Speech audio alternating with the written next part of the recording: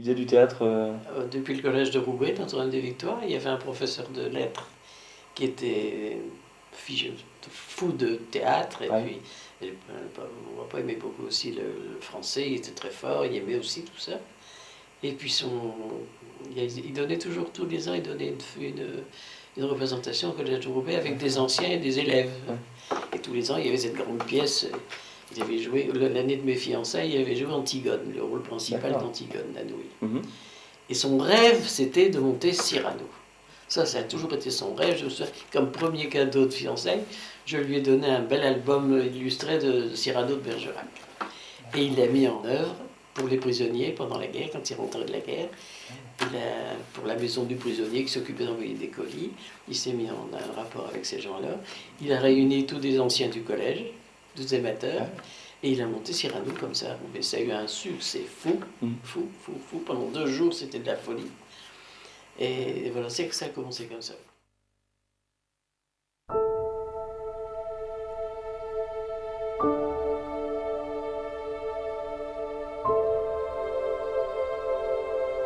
Il y avait aussi Roger Vermeulen, toujours là, actif, créatif et entreprenant. Ce boulimique du théâtre régional avait créé sa propre compagnie, joliment appelée le Lion des Flandres. Le Lion des Flandres, oui, c'est vrai, c'était la compagnie du Lion des Flandres quand il faisait toutes ses pièces. Alors je me souviens, j'avais choisi Les Femmes et le Secret. Et à ce moment-là, on a dit enfin, on a une comique.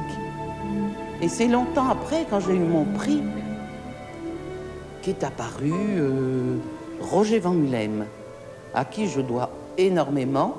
Il a dit, cette fille, non, on s'est trompé, c'est pas du tout une comique. Et il m'a fait travailler l'aiglon. À Luxembourg, on a joué et on était... C'était de la télévision, hein.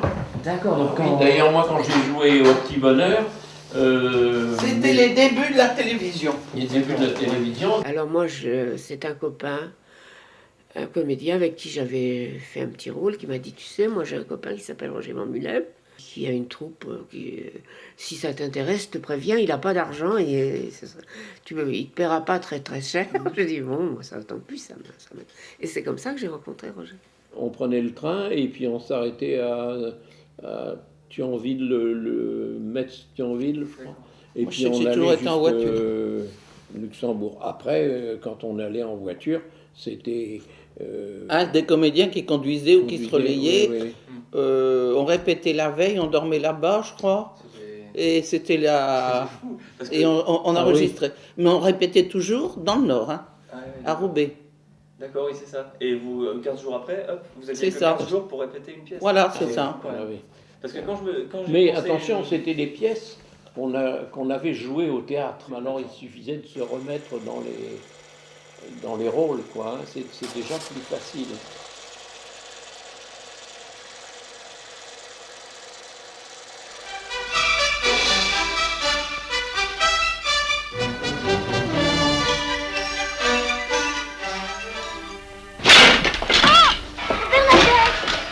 Bernadette!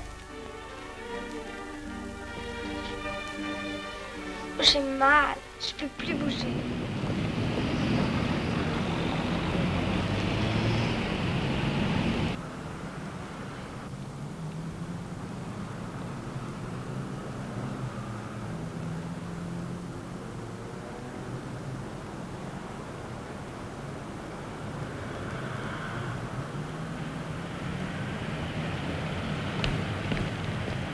Voilà.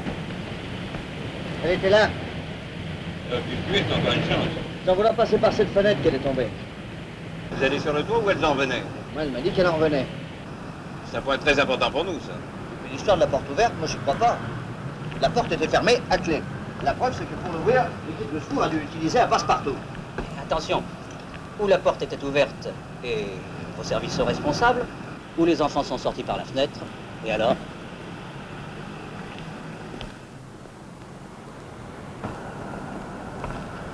Et cette clé que les ouvriers ont perdue hier, on l'a retrouvée?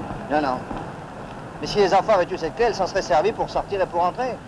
Ils n'auraient pas eu besoin de passer par la fenêtre. Très juste.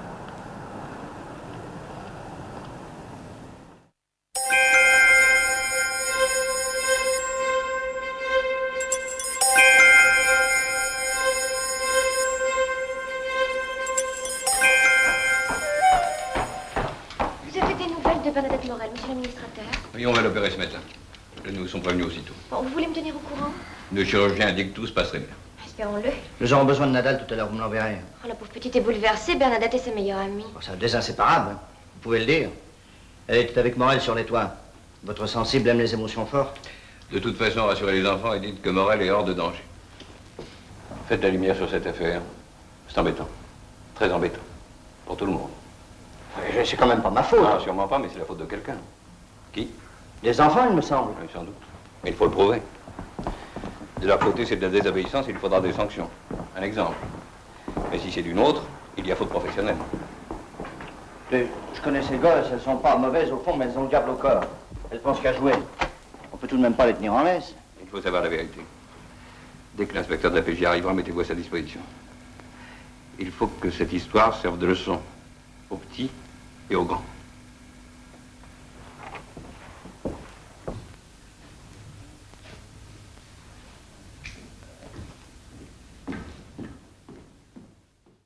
Quand il a commencé les téléfilms et le cinéma, mais il devait être bombardé de questions quand il revenait à la maison, non? Quand il jouait avec des grands acteurs. Ah Ou quand, bah oui. je me souviens du Miracle des Loups, là, je l'ai vu récemment, où il fait une toute petite scène mais avec Jean Marais. Ah oui, oui, oui. C'est quand même pas rien. Donc, Il disait toujours, faut pas éternuer, hein, parce que vous n'allez pas me voir. C'est vrai. Tellement de Je ne me vois pas longtemps. Heureusement que je suis passé le long de la rivière. Oui, ça, le pauvre malheureux, il serait déjà mort à cette heure. Et depuis, il n'a jamais repris connaissance? Non, jamais. On a bien fait tout ce qu'on a pu, mais ça a l'air grave.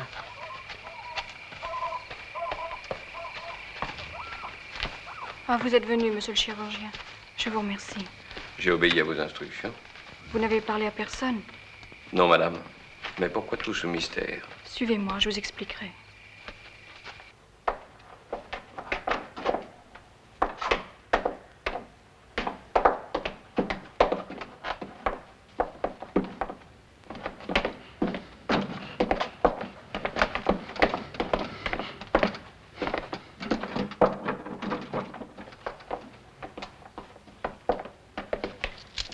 Il importe que vous ne disiez mot, à quiconque.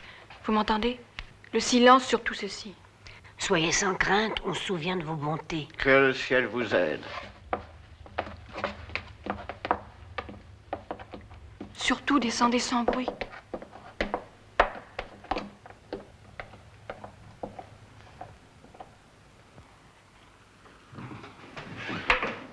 Je ne puis vous dissimuler la vérité, madame. Il est perdu. C'est assez grave. Mais je pense que nous pouvons conserver un espoir.